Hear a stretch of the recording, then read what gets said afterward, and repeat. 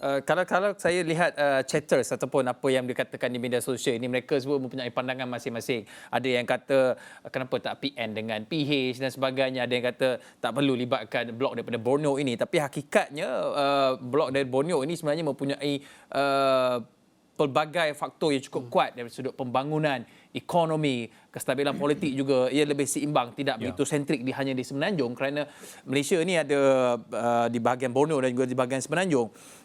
Dan kita nak faham dari sudut peta angka dan interaktif angka ini, kita nak bersama dengan Gigi. Gigi berada di set skrin sesentuh. Ada sesuatu nak dikongsikan, Gigi? Hakim, ini saya nak kongsikan kepada mereka yang baru saja bangun, baru saja menggeliat, tengok phone. Okey, siapa yang menang, siapa yang tak menang, siapa bergabung dengan siapa. Jangan khawatir.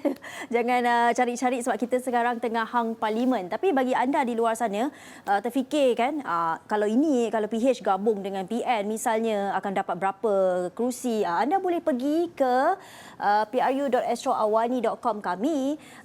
Yang mana kalau dekat sini, anda boleh lihat kita dah letak jumlah sokongan. Anda hanya perlu tik sahaja. Misalnya anda mahu Perikatan Nasional bergabung dengan PN dan membentuk kerajaan, anda boleh tik di sini.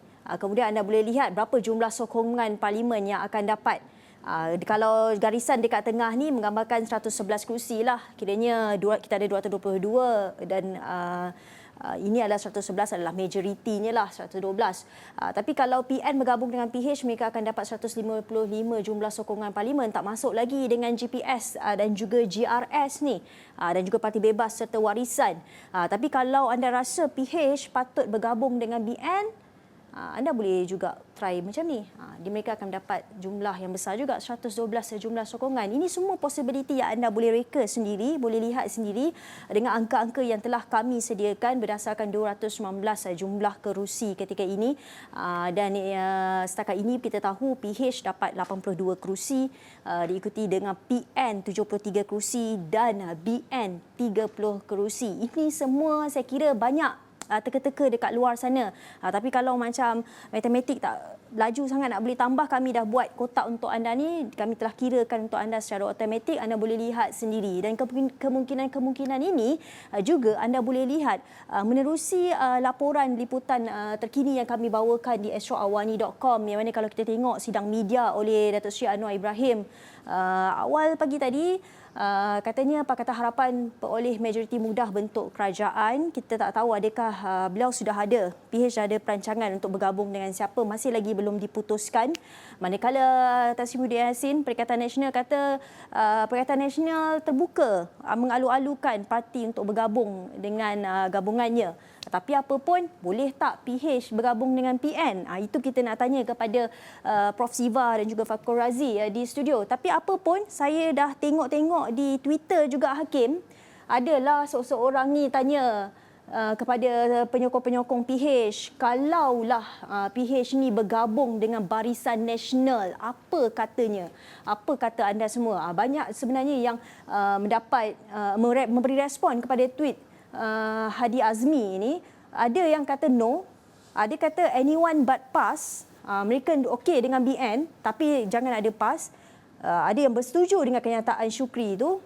Ada yang mahu dengan BN ini tapi without Bagan Datuk. Absolutely. Itu antara kalau saya tengok teka-teka di Twitter dan sentimen rakyat. Tapi dalam masa yang sama juga, kalau kita tahu PH ni dapat kerusi yang tinggi, tapi kalau PH gagal membentuk kerajaan, apa mungkin maksudnya kepada sokongan ataupun undian rakyat ini, Prof. Siva dan juga Fakhur Razi? Soalan yang menarik sebenarnya, Gigi, sebab saya pun tadi baru dah berniat nak bertanya kepada Prof. Siva soalan ni. Okey, kalau kita lihat sekarang ni yang paling banyak dapat kerusi Pakatan Harapan, 82 kerusi. Kalau kita lihat yang parti-parti lain, okey, kita lihat PN Emerging Coalition yang mendapat sokongan baru 2 tahun tapi dah boleh kaut banyak tu sokongan, 73 kerusi. BN pula on the other hand makin lama makin menyusut sokongannya, daripada 79 daripada pihak dulu lepas.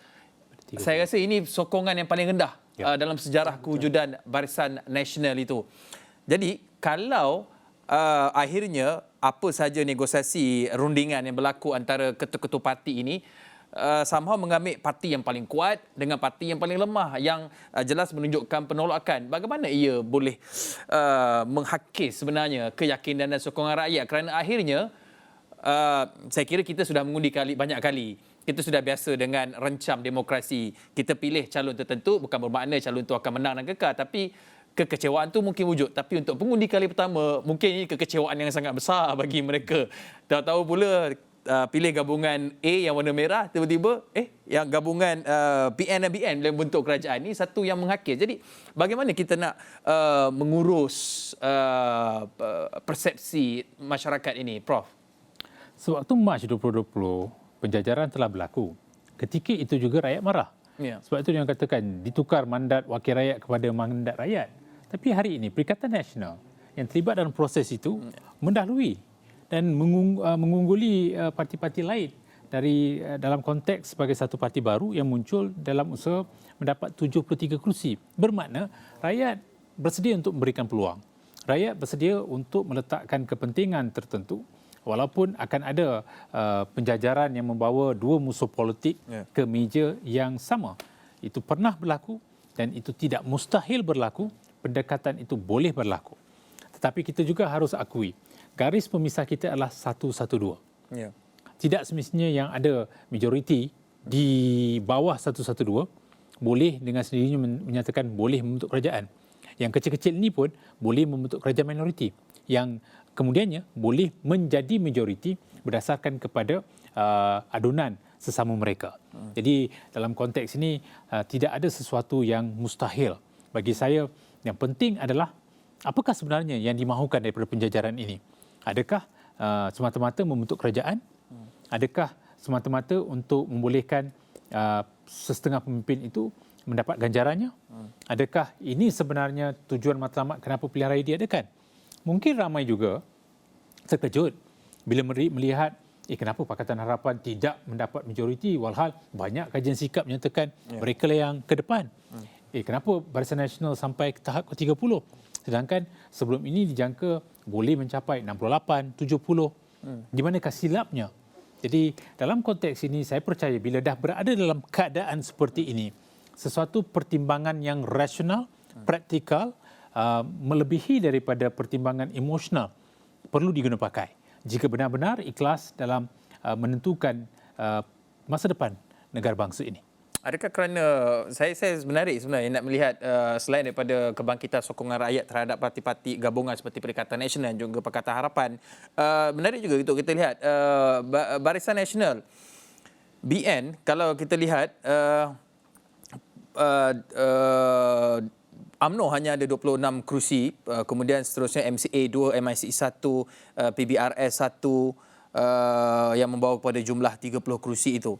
Apakah faktor penolakan ini? Adakah kerana liability yang dibawa, baggage yang dibawa oleh individu-individu yang mengetuai parti ataupun ketika berkempen ada perdebatan terbuka di antara calon heavyweight, calon favourite, tapi malangnya tidak diterjemahkan kepada undi KJ dengan presiden dan juga UMNO lihat lebih terbuka menyuarakan perbezaan pendapat ketika berkempen, tidak seperti sebelum ini.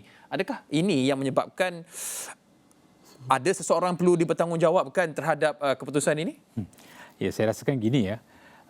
Dalam pilihan raya, timing itu penting. Pemilihan masa. Itu juga telah wujud perdebatan bila mahu diadakan pilihan raya. Kemudian kita lihat selepas keputusan pilihan raya negeri Johor, Mac 2022, seolah-olah masa itu yang terbaik, tapi tidak dibuat ketika itu.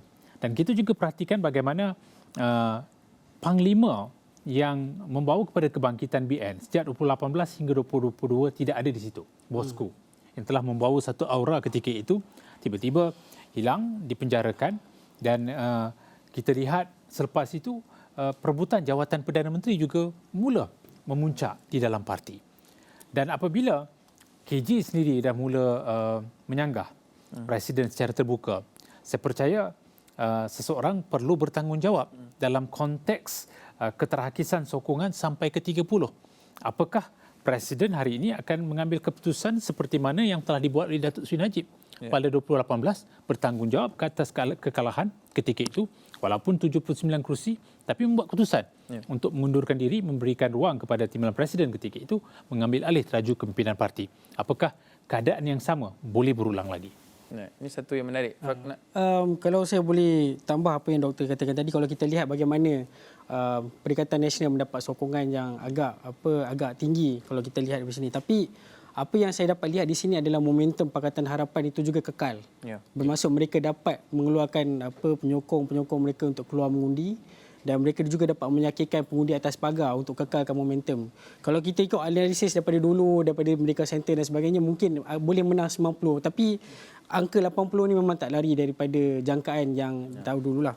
Rafizi sendiri invoke menyatakan antara 80 ke 100. Cuma saya rasa ini yang saya rasa apa yang saya lihat apa yang PRU15 ini adalah kehilangan banyak figure-figure besar dalam politik Malaysia. Kita lihat Tengku Razali dia Barisan Nasional, kalau di dalam Pakatan Harapan Nurul Izzah Anwar, dan Datuk Saifuddin Nasution dan sebagainya. Dan mereka adalah sebenarnya figure-figure yang branding Pakatan Harapan sebenarnya, tetapi kita tidak menjangkakan mereka boleh ditewaskan di kubu-kubu kuat ataupun kerusi asas Pakatan Harapan itu sendiri. Kalau kita lihat di Semenanjung dulu, Pakatan Harapan menang 98 kerusi termasuk dengan kerusi bersatu. Dan hari ini mereka boleh kekalkan dalam 82 kerusi. Dalam 82 kerusi itu satu momentum yang saya rasa agak baik. Cuma di pihak kalau kita lihat apa yang berlaku sekarang adalah bagaimana kita ingin melihat perkembangan politik baru dinamik ni. Sebab kalau kita lihat Barisan Nasional kali ini, saya rasa semua boleh bersetuju bahawa mereka tidak prepare. Agak mengejutkan kerana sebelum ini mereka antara yang terawal. Tetapi ini mungkin kelebihan pada Perikatan Nasional yang memegang kerajaan juga, yang menyebabkan dalam tempoh 2 tahun mereka dapat menggunakan jentera ataupun jentera kerajaan yang ada untuk memastikan sokongan atau pengaruh itu boleh berlaku. Dilihat lebih bersedia. Dan Pakatan Harapan pun agak mengejutkan kerana mereka lebih bersedia untuk turun ke ground dengan X Factor Rafizi Ramli dan sebagainya dapat menyantuni pengundi-pengundi atas pagar. Itu satu perkara yang saya rasa menarik untuk dilihat kerana persaingan itu dah menjadi semakin sengit, dan saya rasa ini akan berterusan untuk PRU16, PRU17. Ini adalah saya rasa satu perkara yang boleh kita lihat sebagai satu perkara yang sihatlah untuk politik Malaysia. Sihat untuk politik Malaysia yang juga diterjemahkan dalam keputusan Pilihan Raya Umum ke-15 semalam. Bukan semalam, awal pagi tadi sebenarnya baru pihak SPR. Pukul 3 pagi itulah. Pukul 3 pagi baru pihak SPR umumkan secara rasmi. Itu menyebabkan ramai antara kita ni yang bersengkang mata, ada yang baru bangun tidur, mungkin tak tahan dengan stres tu, macam tidurlah besok pagi baru tengok keputusan tu. Mungkin kan? Isnin ni cuti kot. Mungkin sebab nak menyelesaikan rundingan itu. Betul mungkin sebab mungkin rakyat melihat ini macam okeylah, tak ada keputusan lagi, tak ada lagi macam cuti dululah, bincang dulu.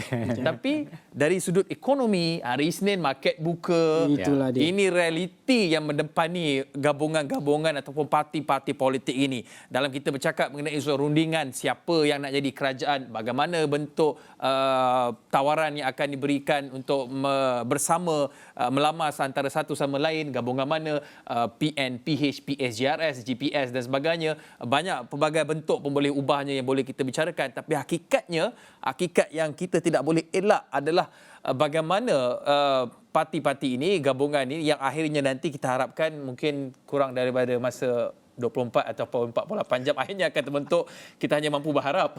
Kan? Mereka realitinya akan berdepan dengan cabaran yang cukup besar sebenarnya. Ini bukan satu cabaran yang bukan biasa-biasalah.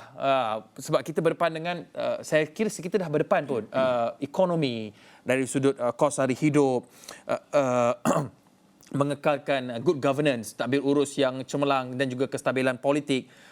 Prof, apa yang pada pandangan Prof yang Prof rasakan perlu diberi keutamaan sekiranya sekarang ni kita lihat ada pelbagai senario parti-parti politik ni yang bergabung nanti, tetapi apakah langkah pertama yang betul politically correct dan juga terbaik untuk rakyat? Langkah pertama yang harus diambil apabila terbentuknya kerajaan nanti.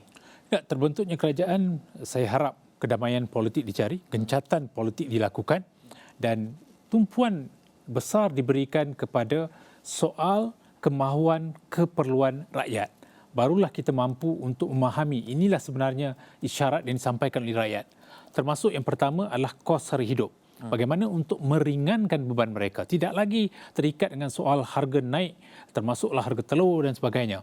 Yang kedua, soal merancakkan semula ekonomi. Kita tahu di peringkat global dan peringkat serantau kita akan berhadapan dengan kemelut itu.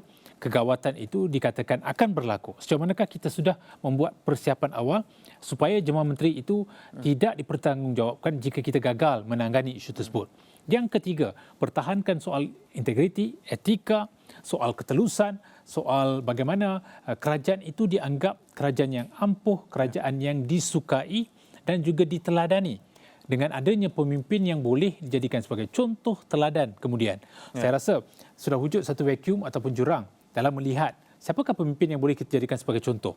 Generasi baru hari ini, apabila kita melihat kepada pola pengundian yang telah membawa kepada undi 18 ini, sudah pasti kita mahu memberikan mereka satu harapan. Harapan siapakah pemimpin yang boleh mereka jadikan ikutan pada masa akan datang. Bagaimana politik ini tidak lagi bersifat kotor, tapi dibersihkan, disempurnakan oleh pemimpin dan juga parti politik. Kita tahu tidak ada yang sempurna. Tetapi untuk mencapai hasrat sempurna itu adalah kepada kita yang melihat peranan kita itu bukan sebagai satu anugerah, tetapi sebagai satu tanggungjawab yang perlu dilaksanakan dengan mengambil iktibar daripada apa yang telah berlaku. Kesemua ini memerlukan political will, keazaman politik daripada kesemua pihak. Jika itu ada, saya percaya rakyat akan meneliti dan juga melihat kesemua yang telah direncanakan dalam manifesto sekalipun dapat dilaksanakan oleh parti yang bergabung ini, walaupun kolaborasinya adalah bersifat sesuatu yang perlu dilakukan, tetapi boleh mencari ruang-ruang yang menang kepada semua. Manifesto itu boleh jadikan sebagai asas kepada kerjasama yang boleh dipertingkatkan, politikin dikurangkan, tumpuan diberikan kepada melaksanakan dan juga mencapai hasil akhir daripada apa yang telah diteliti di dalam manifesto. Saya rasakan sekarang inilah datangnya manifesto. Bagaimana manifesto itu diikat dengan jabatan agensi kementerian. Tak perlulah kita perkenalkan sesuatu yang baru. Kita laksanakan apa yang sudah pun ada dengan persetujuan bersama. Satu tindakan kolektif itu penting. Bagaimana kita berkomunikasi sesama kita, tidak meletakkan kepentingan politik. Bagaimana sesuatu kandungan itu bersifat komprehensif, menyeluruh, holistik untuk rakyat.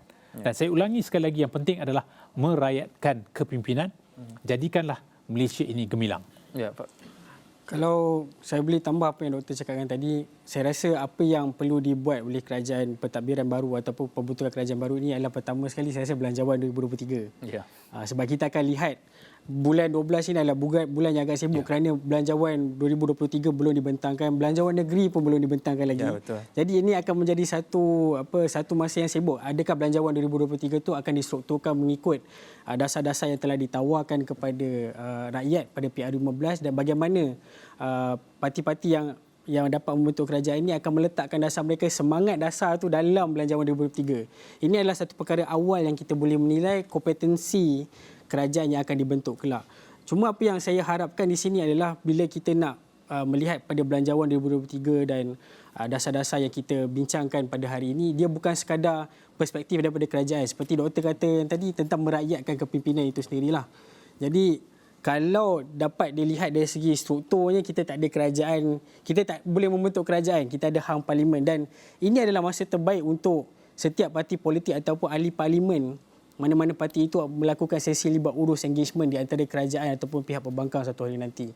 Dan kalau kita lihat kerajaan yang dia akan ditubuhkan pada kali ini, kerajaan baru, tetapi untuk masa akan datang, tempoh panjang ini kita akan melalui macam politik di Indonesia. Yeah. Kita ada PRN Selangor, kita ada PRN Negeri Sembilan yang sebenarnya akan membuatkan dinamik politik itu makin kritikal, makin unik, citra warnanya mungkin agak lagi menarik kerana setiap manifesto yang akan dibawa PR15 ini sudah semestinya akan satu dua itu ditawarkan dalam PRN Selangor, Negeri Sembilan, Kelantan dan sebagainya. Dan kita pun tidak tahu sama ada PRN yang akan dibuat sekali harung ataupun PRN itu buat berbeza-beza. Dan ini saya rasa cabaran buat rakyat untuk bersedia menghadapi satu norma baru dalam politik negara di mana tanggungjawab sebagai sebenarnya peranan pengundi ini makin lama makin meningkat. Hak mereka makin lama meningkat, bukan sekadar menentukan kerajaan persekutuan saja, tapi di peringkat negeri pun mereka ada demand. Dan kalau kita lihat, inilah satu perkara yang baik kepada rakyat kerana ruang untuk mereka demand kepada kepimpinan itu agak luas. Dan saya rasa ini akan jadi satu fenomena politik baru dalam Malaysia dan kena bersedia juga. Macam mana sekalipun kena bersedia. Peratusan mengundi, keluar mengundi dan sebagainya itu tak boleh bergantung pada PR15. Tetapi kita kena pastikan PRN Negeri Sembilan Selangor juga berlaku trend yang lebih baik daripada PR15. Ya, dan pastinya kalau kita lihat dari sudut persediaan kita, saya kira yang paling besar kita nak tempuh ni soal duit, soal ekonomi. Betul. Soal duit, soal ekonomi, soal kos hari hidup. Ya. Kalau kita bezakan manifesto tawaran PN Best, BN Padu dan juga tawaran Pakatan Harapan, hampir sama sebenarnya tawaran dari sudut, cuma ada kurang lebih sikitlah dekat tempat-tempat tertentu.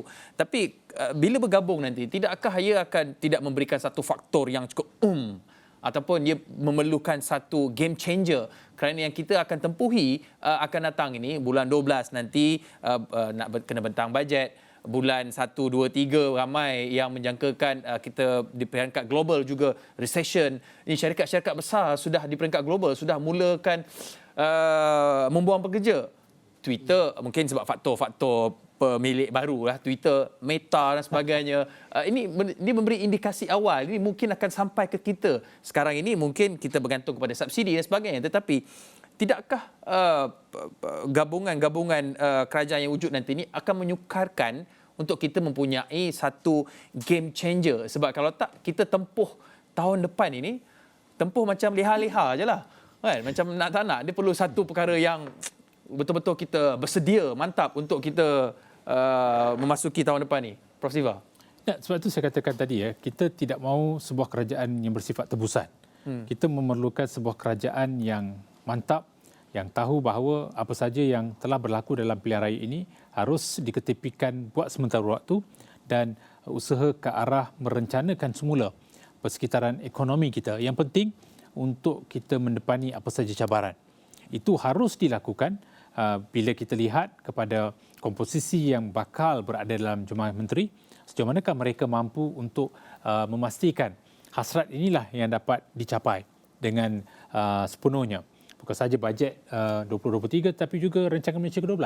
Ya, kerana kita perlu meneliti dan juga memastikan usaha ke arah menjadikan ia sebagai pelicir dalam kita bergerak ke arah pencapaian yang lebih memberangsangkan. Dan dalam konteks inilah saya percaya jika sekiranya Tan Sri Muhyiddin Yassinlah Perdana Menteri yang ke-10, beliau sudah menjadi Perdana Menteri yang ke-8, beliau tahu apa yang telah berlaku. Saya percaya penambahbaikan secara berterusan akan dapat dilakukan. Tapi walau siapa sekalipun, tumpuannya adalah ke arah bagaimana untuk memastikan kepentingan rakyat, kepentingan negara tidak ke belakang.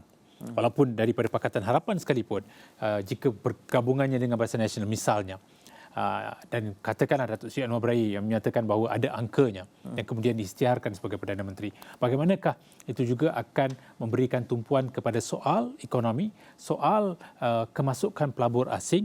Itu penting kerana kita mahu keadaan yang stabil, keadaan yang menentu kembali pulih.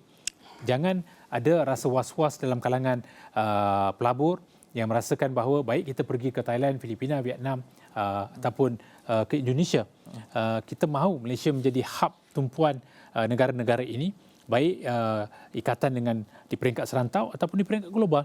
Itu perlu diperbaiki, dibaik pulih oleh personaliti yang akan memegang kerusi nombor 1 negara. Jadi personaliti ini saya rasa bila dilantik mempunyai beban yang lebih besar daripada sebelum ini. Beban itu akan datang dari dalam kerjasama penjajaran ini dan juga dari luar. Banyak desakan luaran dalaman akan datang. Masing-masing akan katakan, oh kami dah pangkah, berikan sekecil-kecil membaiki jalan di kawasan kami. Berikan kami elektrik yang lebih baik, air dan sebagainya. Jadi kesemua itu akan menjurus kepada persoalan lebih besar, peluang pekerjaan kepada graduan.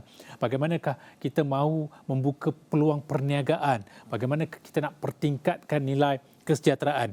Akhirnya, pemimpin ini perlu mempunyai aspirasi bukan saja memenuhi keperluan kemahuan, tetapi memastikan keselesaan, memastikan kesejahteraan, keamanan dan keselamatan sosial itu dipertahankan. Okey. Dia akan patah balik kepada persoalannya yang akan datang.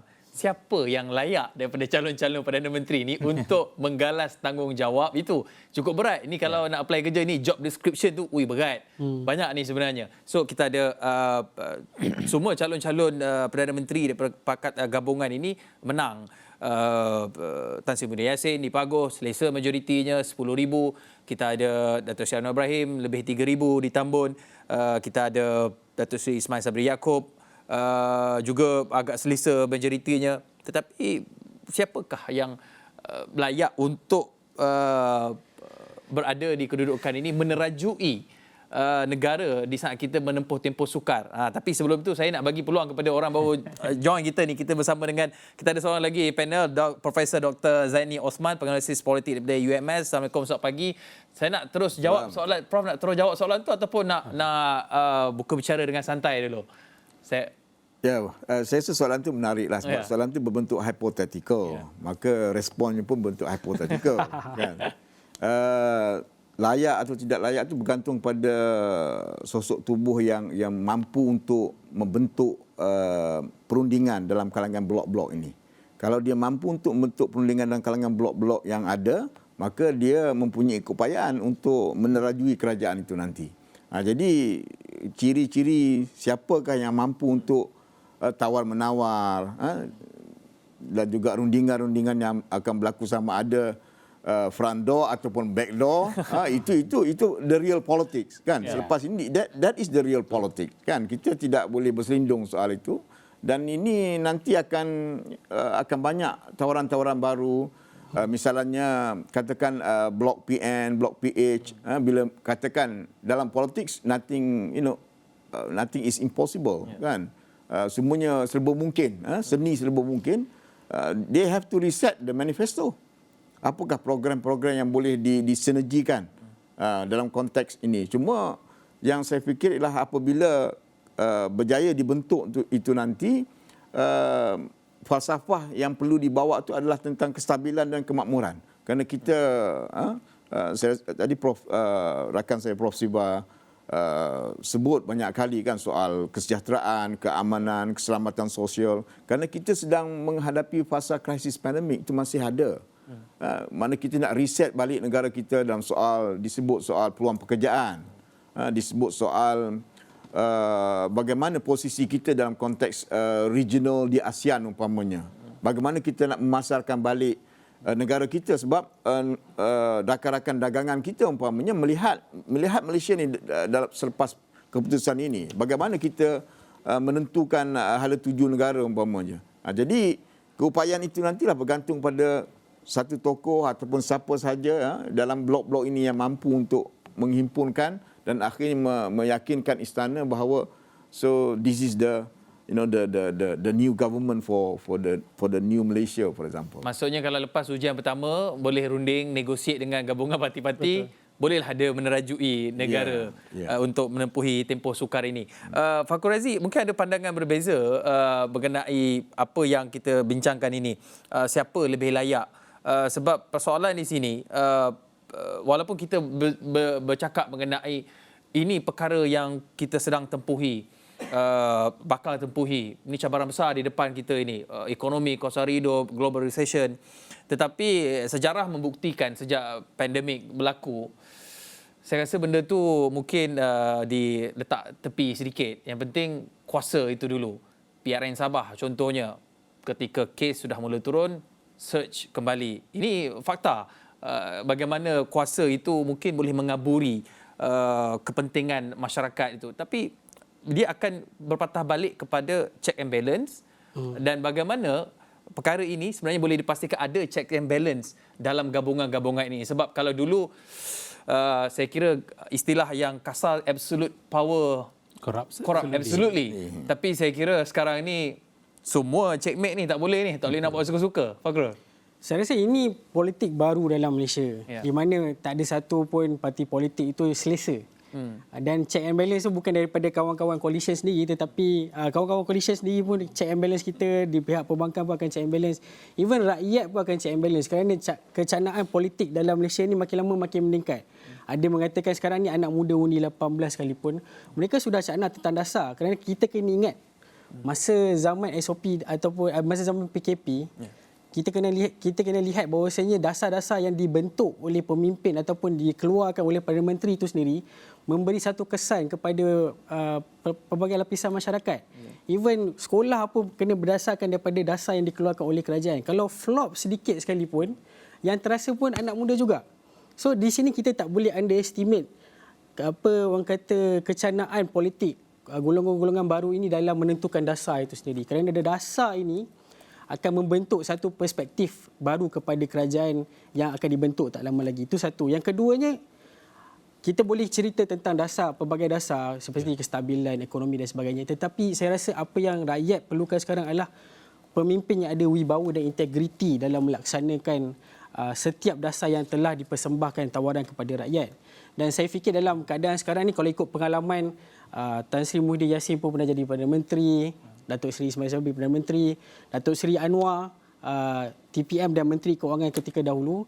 Dan saya fikir dalam tempoh sekarang ini mereka akan melihat figure-figure ini bagi siapa yang ada pasukan yang terbaik untuk melaksanakan dasar-dasar kerajaan ini. Kerana kalau kita lihat dari segi pengundi muda, mereka tidak lihat sekarang ni sosok saja. Mereka akan lihat siapa yang berada di kiri dan kanan mereka ini dan siapa muka-muka yang akan letak dalam kabinet. Dalam menteri kabinet itu sendiri. Dan saya fikir kalau dilihat dari segi populariti sekarang ni, Datuk Seri Anwar tu nampak macam berada di tengah-tengah lautan rakyat, mahukan bagilah peluang kepada Datuk Seri Anwar untuk mentadbir negara. Dan saya rasa perkara ini perkara yang mungkin akan berlaku kalau kita ada gabungan parti politik yang bersetuju tentang perkara ini, kerana pengalaman yang ada, contoh Pakatan Harapan juga ada rekod di Selangor, di Negeri Sembilan, di Pulau Pinang, yang boleh ditawarkan kepada parti-parti politik lain tentang bagaimana ingin mewujudkan ekonomi yang lebih maju. Dan saya fikir sekarang ini kalau di antara tiga, Tan Sri Muhyiddin Yassin dan Datuk Ismail Sabri dan Datuk Seri Anwar Ibrahim, ketiga-tiga mereka ada kelebihan masing-masing. Tetapi bagaimana mereka ingin meyakinkan gabungan politik itu sendiri dan bagaimana mereka ingin mempersembahkan kerajaan itu kepada rakyat. Itu saya rasa paling penting. Dan kalau ikutkan Perdana Menteri kita ni banyak daripada Pahang, Johor. Saya rasa saya sebagai anak Kuala Lumpur pun saya nak tengok Perdana Menteri one day daripada Kuala Lumpur, daripada Lembah Kelang, sebab isu-isu banjir ni semua, isu-isu pembandaran ni daripada Lembah Kelang. Tapi saya rasa Perdana Menteri tu beri peluang pada Perak kali ni. Bagi peluang pada Perak. Kita cuba macam mana sekalipun. Itu negeri saya tu. Negeri kita bagi peluang pada Perak. Sebab kalau nak diikutkan semuanya calon-calon Perdana Menteri ini semuanya pernah menjadi Perdana Menteri. Prof Zani mungkin ada pandangan yang berbeza. Sebab kalau kita saksikan mungkinlah suara di media sosial juga dengan saya tak nafikan kempen yang diterajui oleh Rafizi Ramli itu berjaya mewujudkan gelombang merah. Saya anggap gelombang merah itu gelombang Pakatan Harapan. Yang ini diterjemahkan dari sudut angka pun 82 kursi paling banyak, tapi di segmen-segmen tertentu. Tapi adakah ini bermakna Anwar layak?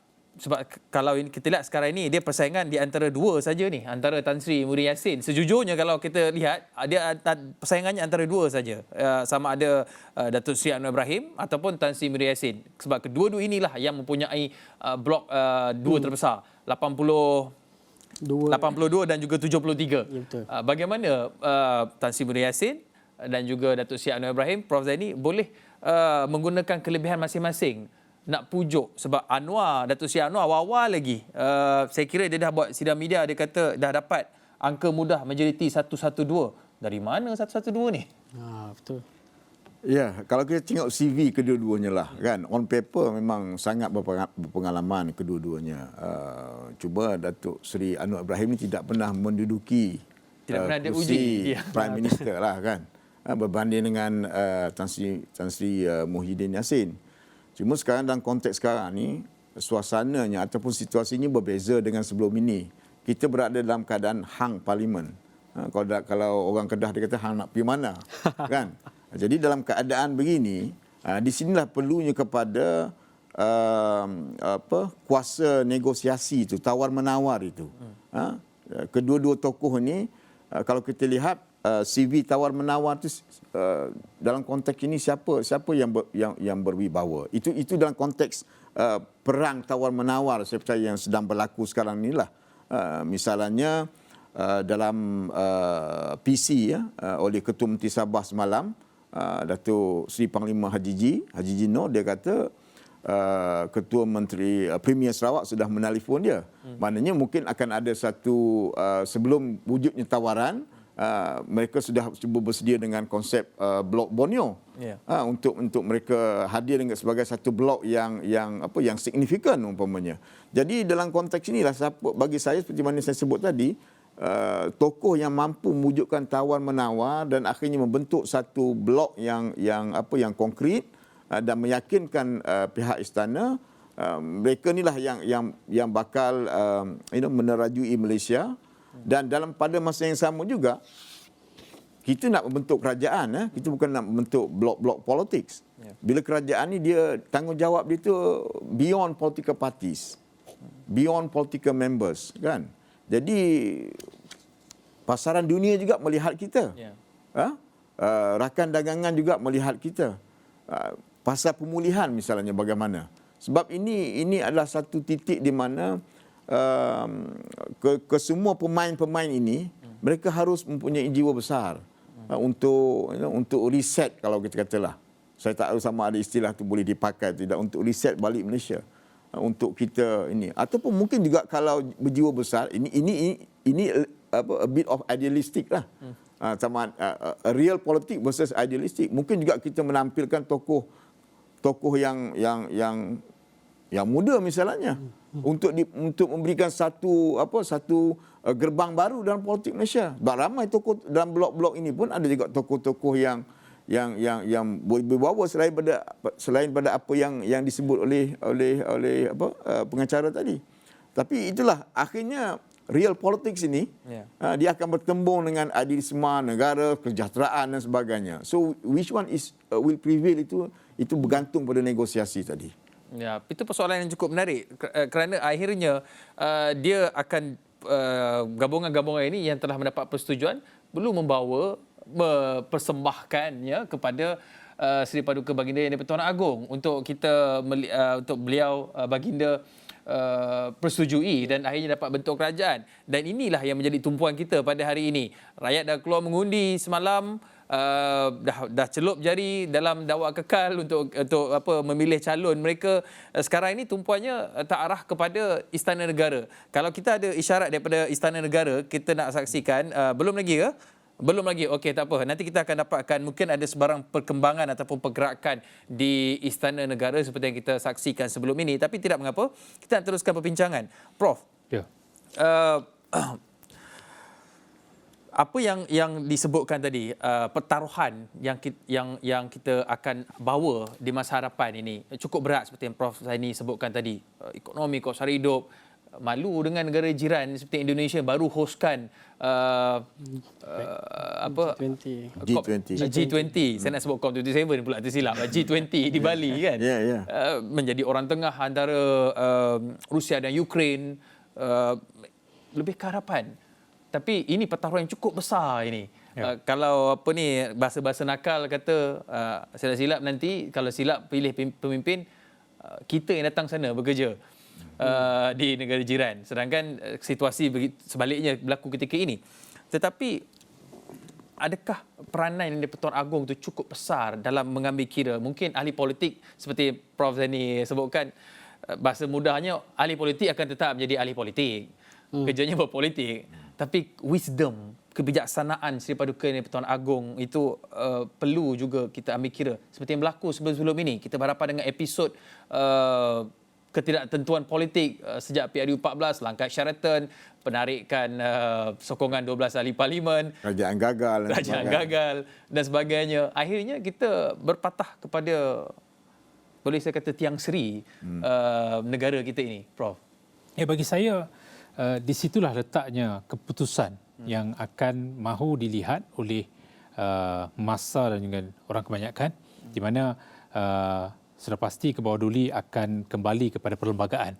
Bagaimana apa saja peruntukan di dalam perlembagaan akan dihalusi untuk membolehkan ia diperihalkan dalam soal pelantikan. Ia adalah kuasa mutlak Yang di-Pertuan Agong. Di sinilah kearifan kebijaksanaan kebawah-duli akan terpamer dan juga keseluruhan rakyat menaruh harapan kepada istana bagaimana akan memastikan kerajaan yang lahir selepas ini adalah sebuah kerajaan yang tidak lagi dianggap kerajaan sementara, kerajaan yang hanya wujud disebabkan oleh blok-blok tertentu bersedia untuk bekerjasama. Perlu ada caveat, perlu ada sesuatu diperincikan oleh pihak istana supaya masing-masing tahu tanggungjawab mereka sebagai pemimpin yang mahu ke hadapan. Yang menang tidak menang semuanya, yang kalah tidak kalah semuanya. Bermakna kalau kita berpegang kepada pendirian tersebut, maka sesiapa saja yang ada dalam persekitaran politik baru ini perlu berjiwa besar, berlapang dada bahawa kita perlu bergerak ke hadapan. Kita tidak boleh terikat dengan politik jumuk tradisional konvensional lagi, bersesuaian dengan perubahan-perubahan yang berlaku. Dan saya percaya Yang di-Pertuan Agong juga akan melihat kepada perkara ini. Diadaptasi, disesuaikan dengan keadaan ekosistem politik, ekonomi, sosial yang berubah-ubah, yang bersifat dinamik, yang bersifat sesuatu yang kadang-kadang berubah dengan cepat. Bagaimana Yang di-Pertuan Agong akan memastikan keputusan baginda itu adalah yang terbaik untuk negara, terbaik untuk rakyat yang telah keluar mengundi, untuk rakyat yang sebenarnya telah menaruh harapan jika wujud keadaan seperti ini di istanalah yang menjadi tiang seri dalam memastikan keputusan itu adalah keputusan berdasarkan kepada kearifan, kebijaksanaan Yang di-Pertuan Agong. Ya. Bolehkah Sri Paduka Baginda Yang di-Pertuan Agong menyatakan pandangan baginda sendiri tidak bersetuju dengan gabungan-gabungan tertentu? Ataupun mungkin sebab seperti Prof sebutkan tadi, kalau gabungan itu tidak solid, dia akan mewujudkan keadaan government in ransom, kerajaan dalam tebusan. Tak suka je, tekan button, boleh keluar, tombang lagi, tak stabil lagi. Jadi mungkinkah ada perkara itu boleh dilakukan oleh baginda ataupun baginda mempunyai prerogatif dalam mencadangkan bentuk gabungan yang lain? Baginda boleh cadangkan. Bagi saya itu prerogatif baginda, di mana sebelum nak dibawa ke istana, pihak-pihak ini perlulah melahirkan keyakinan, kepercayaan kepada acuan yang mahu dibawa mendapatkan perkenan Yang di-Pertuan Agong. Jangan dibawa acuan yang bersifat sementara, semata-mata untuk mendalui siapa yang cepat mendapatkan perakuan daripada Yang di-Pertuan Agong. Kita tidak mahu peristiwa yang pernah berlaku di Sabah misalnya, menunggu di luar istana, berebut siapa nak menjadi ketua menteri. Beberapa kali kan, betul jadi kita nak pastikan itu tidak berulang. Kita nak pastikan dalam keadaan parlimen tergantung ini, ia dilakukan berdasarkan kepada kewarasan politik. Ia dilakukan berdasarkan sesuatu yang bersifat praktikal dan saya percaya Yang di-Pertuan Agong juga sudah membuat penelitian. Kerana sebagai ketua negara, beliau juga mahu seorang ketua kerajaan yang boleh dianggap inilah ketua kerajaan baginda.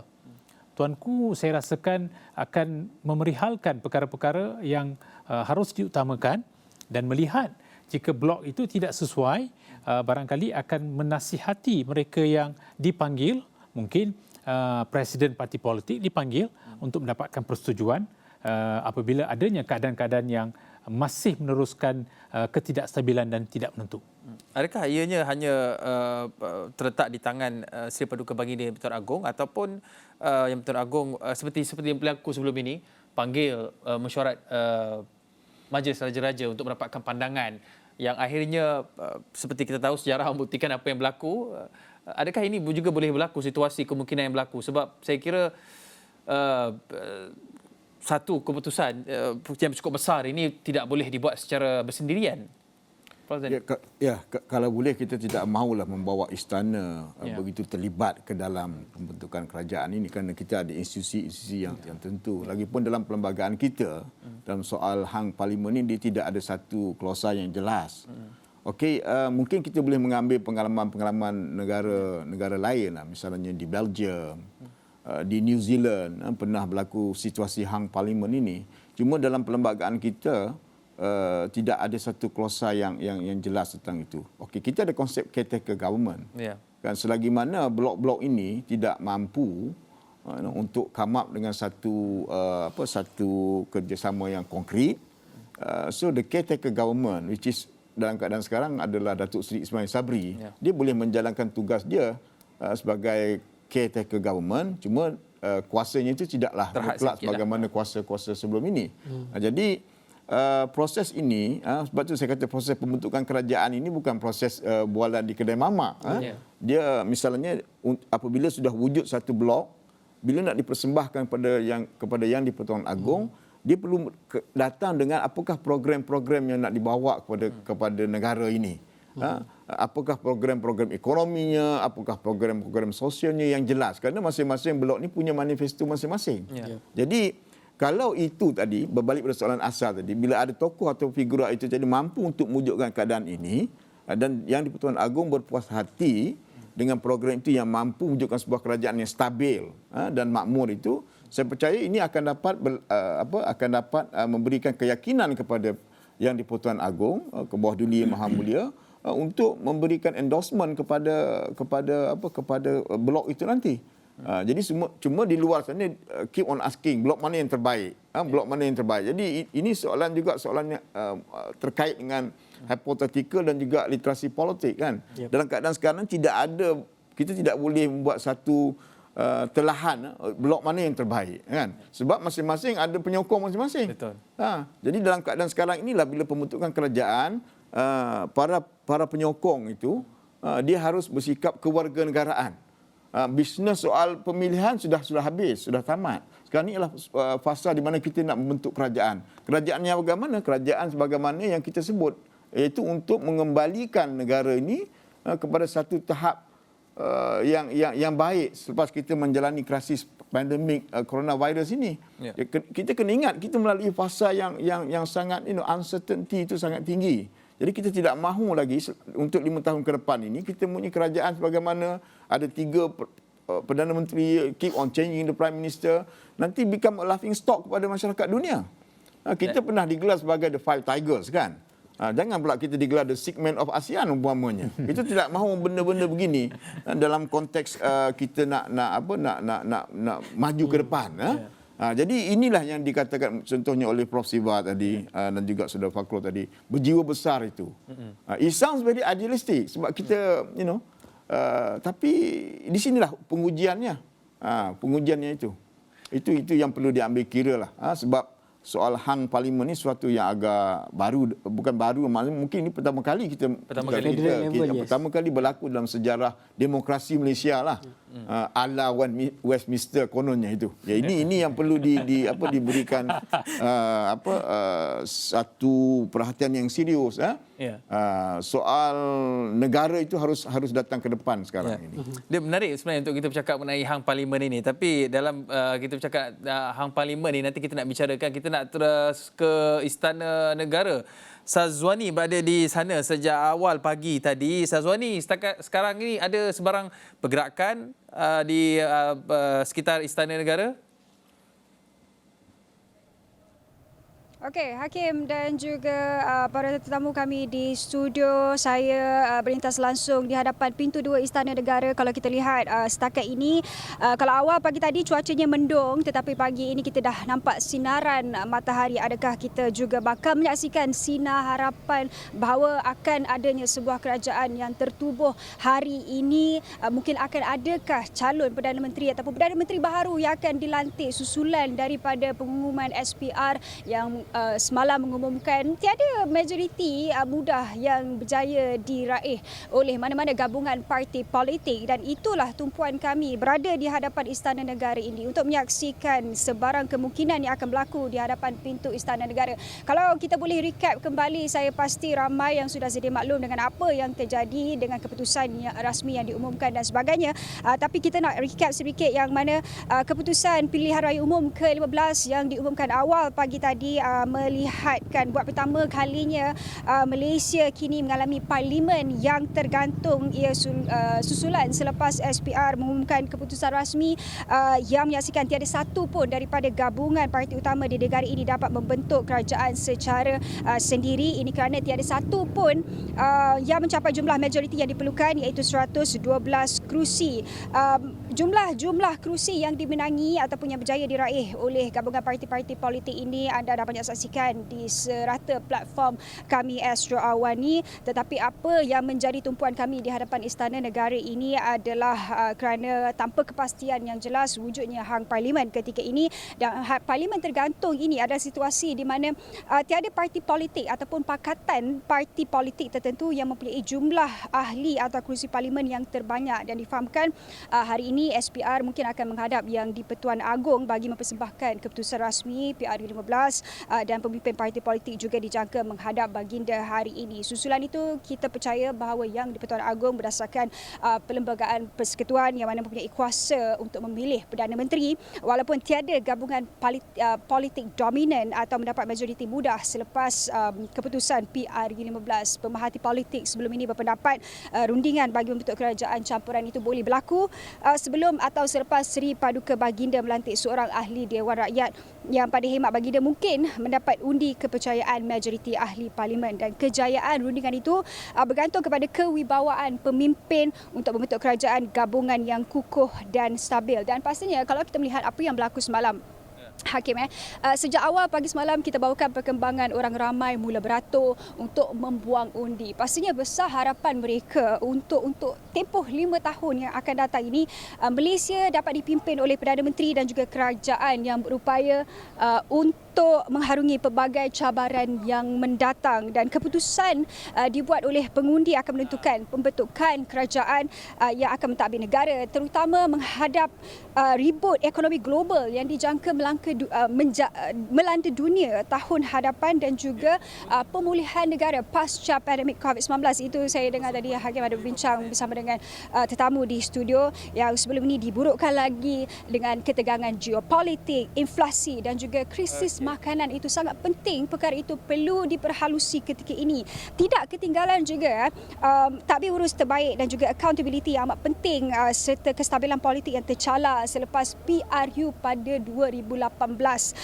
Selain mempamerkan integriti dan mengatasi isu sentimen perkauman dan juga agama, ketidaktentuan ini akan menjadi dalam pemerhatian pelabur kerana kita tahu esok hari Isnin kenapa kerajaan ini perlu dibentuk dalam kadar yang amat segera adalah pertama sekali pembukaan pasaran. Kalau tiada kejelasan, maka tiada kerajaan yang terbentuk lagi, maka difahamkan ringgit akan jatuh. Kalau saya boleh kongsikan sedikit bacaan ringgit kali terakhir adalah 4.55. Difahamkan ia mungkin boleh jatuh lagi ke 4.80 dan market juga akan dibuka esok. Jadi ketentuan ini yang akan menjadi pemerhati pelabur dan sebagainya. Selagi tidak ada sebuah kerajaan yang berjaya dibentuk, tidak ada dasar ekonomi yang kukuh untuk pulih, untuk terutamanya melihat kepada faktor-faktor mengapa pengundi-pengundi itu membuang undi mereka semalam. Dan ramai kita tahu juga rata-rata rakyat Malaysia mahukan kerajaan yang kukuh, tetapi realitinya parlimen kini tergantung dan kita perlu ada sebuah kerajaan dan juga pemimpin-pemimpin kuat kerana kita banyak tertinggal susulan daripada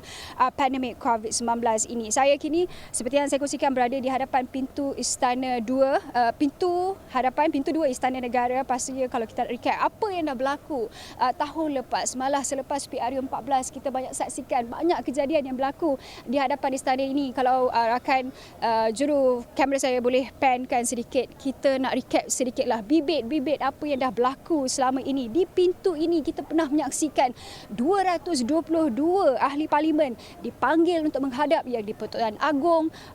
Kita recap balik apa yang berlaku sebelum ini. Sebuah bas membawa ahli-ahli parlimen untuk menghadap Yang di-Pertuan Agong. Kita juga saksikan perkumpulan warga media untuk membawakan liputan yang lebih komprehensif dari pagi sehinggalah ke petang untuk melaporkan kepada anda apa yang berlaku. Kalau ketika ini kita lihat sudah mula rakan-rakan media membanjiri di hadapan pintu Istana Negara ini kerana pastinya untuk saksikan apa agaknya perubahan susulan daripada PRU15 ini dengan parlimen tergantung, masih lagi tiada kerajaan, esok dah hari Isnin. Jadi urgensi itu amatlah penting ketika ini. Kalau kita lihat sebelum jam 10 pagi ini masih lagi tiada apa-apa kenyataan media yang dikeluarkan oleh parti-parti politik. Mungkin kita menjangkakan ada major movement sekitar tengah hari, membawa ke petang, melihat kepada keputusan yang diumumkan semalam.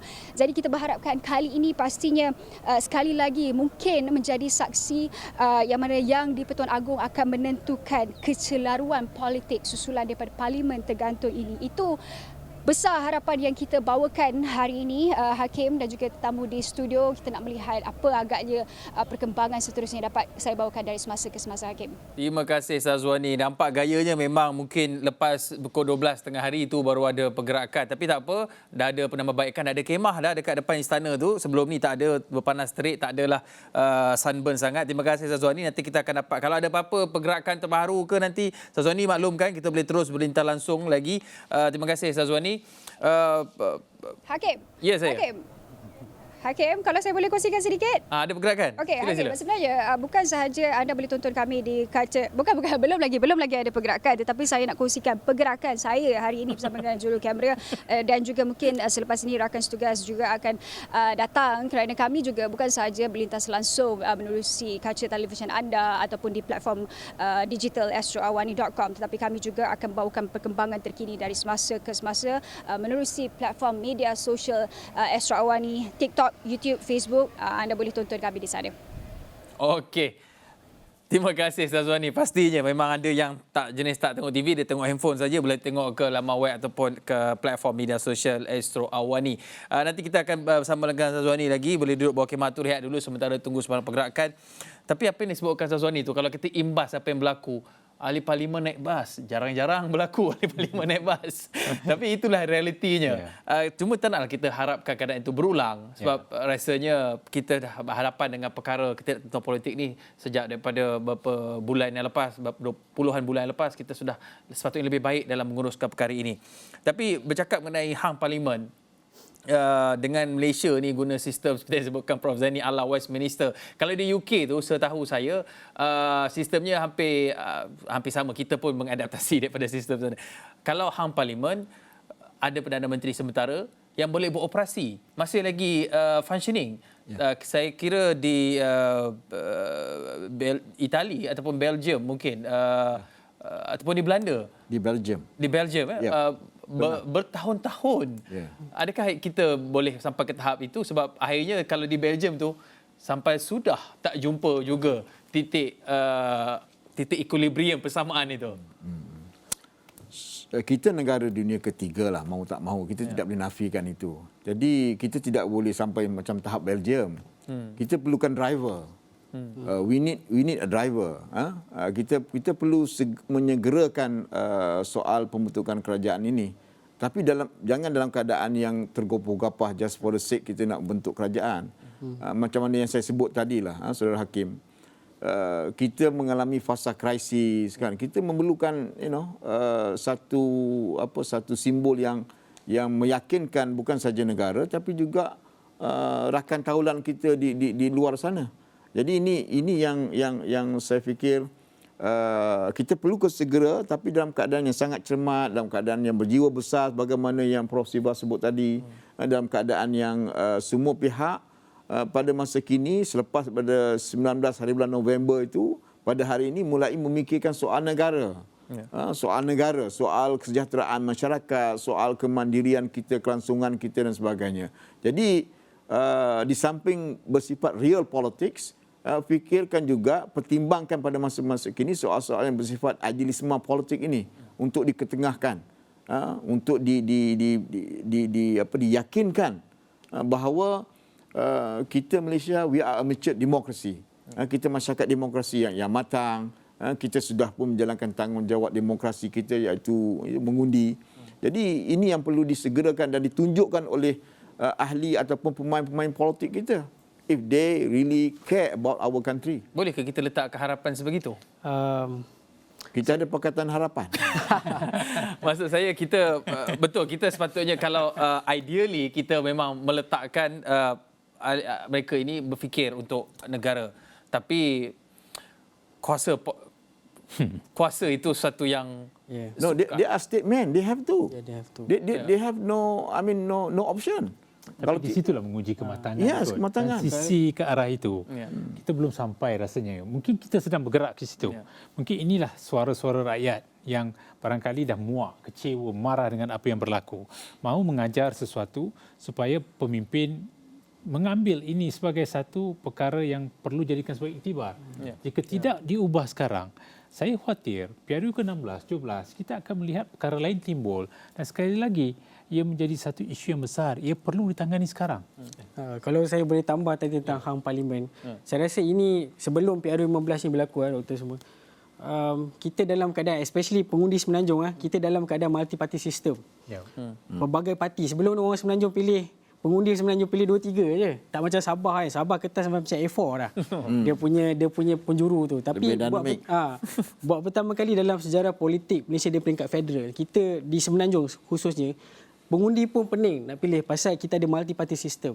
Dan kalau kita lihat model macam UK dan sebagainya, mereka boleh bertahan lagi kerana adanya institusi yang boleh backup ataupun boleh menyokong bagaimana kerajaan minoriti itu boleh bergerak atas dasar demokrasi dan kepentingan rakyat itu sendiri. Tak perlu pergi jauh lah seperti di UK sebagai contoh.